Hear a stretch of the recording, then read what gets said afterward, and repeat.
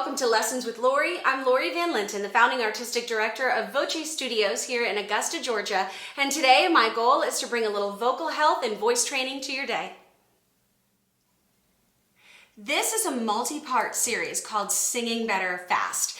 In each section, I'll give you a couple of things to remember about training and then an activity that you can do to help you increase your rate of progress. All of the things that we will cover come from my 20 plus years of teaching and even longer number of years of constantly training and learning to be a better singer and a better teacher.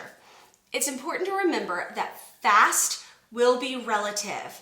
If you throw yourself completely into these techniques and ideas, then fast will actually be fast. But if you follow the steps part-time, it may take longer for you to see improvement. You are the only one that can determine your rate of progress, whether you have a regular voice teacher or not. Let's go ahead and get started.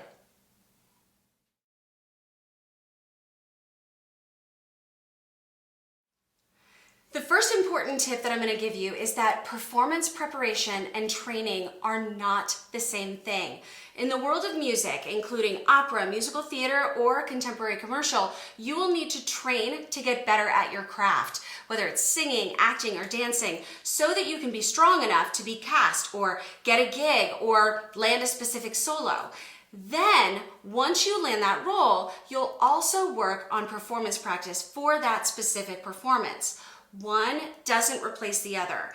If you're a contemporary commercial singer and you're asked to record a specific ballad, that doesn't mean that you stop working on the skills that you need for your up-tempo pop style numbers. Because if you do, then often you're going to find yourself starting closer to scratch when you're in between roles or gigs. And that is a frustration that can often hinder your progress as a singer. My best friend is a choreographer and a classically trained dancer, and we are constantly talking about how technique training for singers is a lot like bar work for dancers. It's foundational. It keeps you strong and prepared for everything. I'll make sure that I include links to the social media pages for Choreo with Carrie in case you're in need of a fantastic private dance coach or you're looking to hire one of the best choreographers I know. Now, let's go ahead and talk about specific tasks that you can do to help you learn how to sing better fast. I work with singers of all ages, abilities, and goals, and as different as they are, there's one thing that they all often have in common, and that is finding the time to practice. I think that it's an issue for most people because practice feels like you need to spend 45 minutes to an hour each day devoted to your music only in order to be able to do what your teacher expects of you. Now, if your goal is to be in the professional world of music, there will come a time where practice and auditioning will become your job, and the performance will be like the little vacation that happens in between. But if you aren't there yet, I want to give you some ideas for how you can make practice time fit into a busy schedule.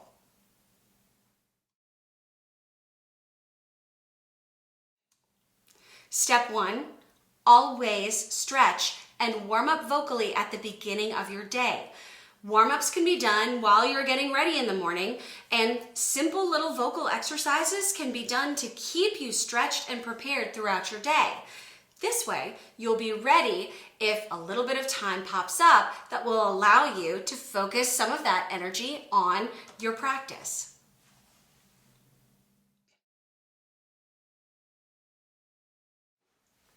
Step 2, stop viewing practice as performing your song over and over again. That will only wear you out vocally, but not necessarily help you get better as a singer. Look at your music and determine the trouble spots. If there's more than one, treat them each as separate assignments in that piece of music.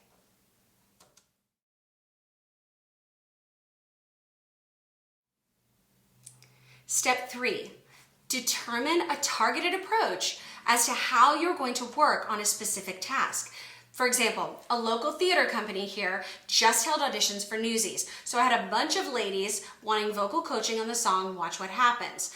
Now, there are two distinct sections of this piece of music. The beginning, super fast, very wordy, lots of diction, breath issues. The second, very belty. That's where you get into working your range and the big finish. So what can you do? If it's late at night and you're vocally exhausted, you can't do any more singing, look at the opening section. I spent the time determining where breath marks needed to be. So as they started, there were going to be times where you needed to take in a catch breath, even if you didn't feel like you needed to, so you would be prepared for the long phrase that was coming up when there wasn't a place for you to be able to breathe. Then all they had to do was take a little bit of time to practice speaking those words and breathing where it felt unnatural until it began to feel natural for them. Then the next day, they could start speaking a little more and work on the practice that way to make sure that those breaths became muscle memory. That doesn't take that long, and it's a targeted approach for how to fix an issue in one of your pieces of music. Now, this is not the only way to practice. There will be times where you will need to devote your full mind and body to your practice in order to be able to progress. But if you plan for short little spurts of time, then at least you'll be able to continue your progress during busy times. So if you plan for those short bursts and think ahead, life won't get in the way of you becoming a better singer. Take it from somebody who had to take the time to schedule an appointment to talk to her parents last week. If you put it on your calendar and if you prepare for it, you're more likely to get it done. If you're interested in more information about VOCE Studios, either our group lessons or our private lessons, virtual or in person, I'd love for you to visit us at www.singagusta.com. And if you found this video helpful, please like and subscribe to our channel so that way you won't miss a single tip or trick on vocal training and vocal health. Be sure to check in next week for part 2 of this series. Thanks. Have a great day.